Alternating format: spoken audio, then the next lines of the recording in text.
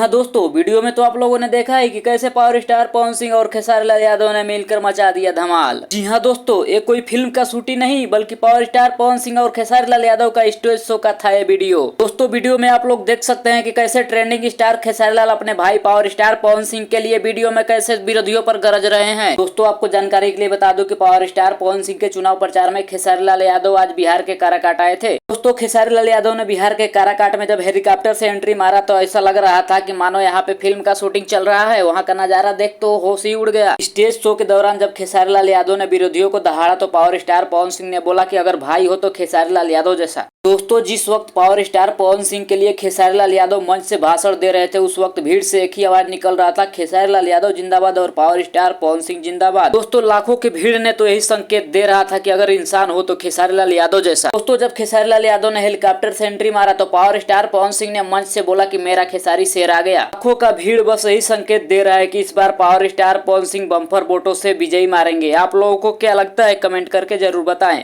दोस्तों अगर वीडियो अच्छा लगा होगा तो वीडियो को एक लाइक कर देना और अगर आप चैनल पर नए हैं तो चैनल को सब्सक्राइब कर लेना।